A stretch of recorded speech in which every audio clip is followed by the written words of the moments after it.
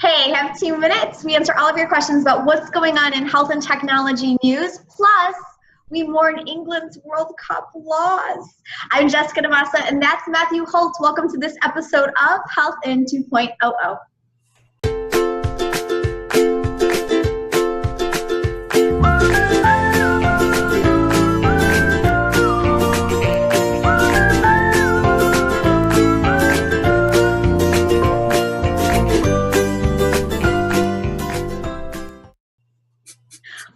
Oh, are you okay?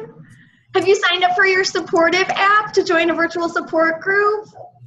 What are you doing? Are you crying? Oh, I didn't think that My was daughter came back from day camp and made me this little flag. Oh, it's like a surrender flag. Made me a nice card. This is supposed to be Harry Kane's number 9 and number 10. She gets the number 9s and 10s backwards. And a little thing in here saying that sorry that England lost. Oh. Very sad day. I'm using some of Scotland's finest to help me through. Oh my God, you're drinking? Well, that's not a surprise, but maybe a little more.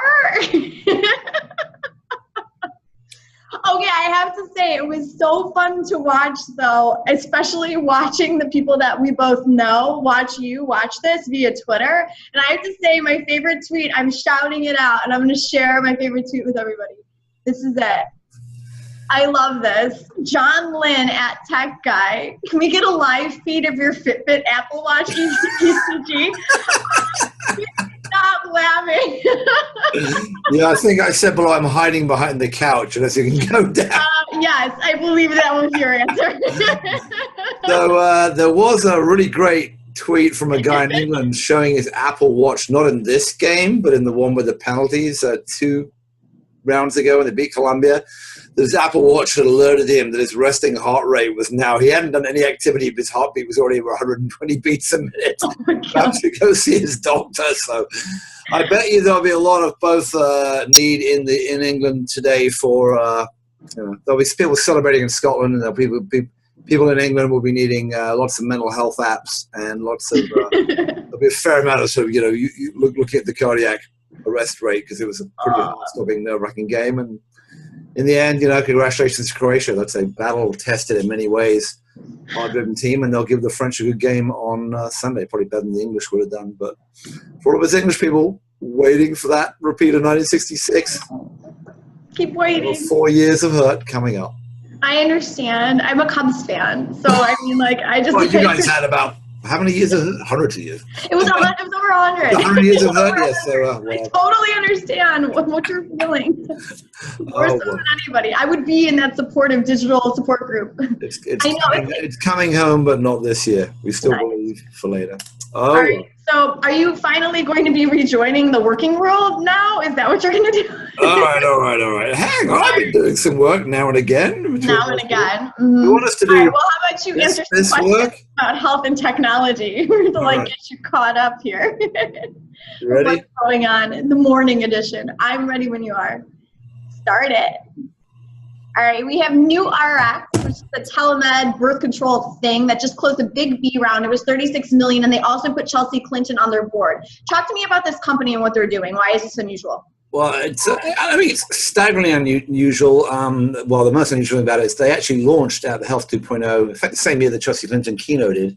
Oh. And I think I introduced him as NuRx because no one had told me how to pronounce their name properly in NuRx. But it's sort of interesting and political, right? So it's a telemedicine application specifically for birth control, but also PrEP for AIDS prevention. So those are the very niche markets around sexual health. It's a hell of a big round. Planet Perkins is in it, so we'll see how it does. And Chelsea Clinton on the board is obviously a political statement amongst other things. So I'm very hopeful that it's going to get us beyond the point where people are struggling with getting to the healthcare system for non-traditional purposes. But things like sexual health really need a lot of help in this country, as we know. So I hope it's a very hopeful sign. I hope they do well. It's a bit of a large round. We'll see how well they're doing. All right, another pair of unlikely bedfellows here. We have Verily jumping in bed with ResMed to take on sleep apnea in a joint venture. This is Verily's first time getting into sleep. Was this something to take note of, or what do you think? Yeah, I mean, so sleep's a screaming big deal. I mean, everyone knows that sleep impacts on a bunch of stuff. You had a lot of sleep companies coming actually through the Health 2.0 world, and frankly, Verily has done a lot of bedfellow stuff. They've done stuff in continuous glucose monitoring. They've done this thing with Sanofi on Duo, which is around diabetes, and this is another thing. Don't forget, Apple, a company you may have heard of, bought a little Finnish company called Bedit, which tracks sleep. I wonder what will come out of that. So it doesn't surprise you to see Verily doing data analytics and stuff around sleep, and ResMed has got a bunch of products in that world, and we know that sleep apnea is either a symptom or a cause of a lot of problems with chronic illness. So I think that it makes some sense. What actually will come of it? Good question. Oh no! What are you? Only two questions. My most rambling, long-winded. You know why? Why? You know why? Because I gave you a heads up on what the last question was going to be. That's why. And everybody, I'm going to call you out for everybody watching that I gave him a little bit of a heads up. I'm like, oh, hey, we're going to talk about the Affordable Care Act. And he's like, I should have another drink, take another swig, and now here we are out of time. So this is not a surprise, but guess what question we're leading off with next week? Somebody better study. Back about the Trump administration, the Affordable Care Act again. I'm already depressed enough, thank you, Jessica, because it went out of the World Cup. I'm trying to throw you over the edge. I would like, I'd be... I figured in the morning edition, MOURNING, that it was the right thing to say. I'll be mourning away. Oh my, you should let these poor people go. Back to back to work, everybody. If you have any questions for us, don't worry, I'm asking about risk adjustment. It's just coming because someone stalled. But we'll get to that. But if anybody has any other questions, please feel free to tweet them to us. I am at Jess DaMassa, and he is at BoltyBoy. You can also send your condolences or any kind of funny cat videos. He loves cat videos, so feel free to tag him in whatever cat video you want to post. He'll love his stream filling up with those notifications. Truly. Is that making you cry harder? Awesome. There's also a hashtag Let's Tag Matthew Holt that you can use if you'd like to tag him and hashtag it with those cat videos.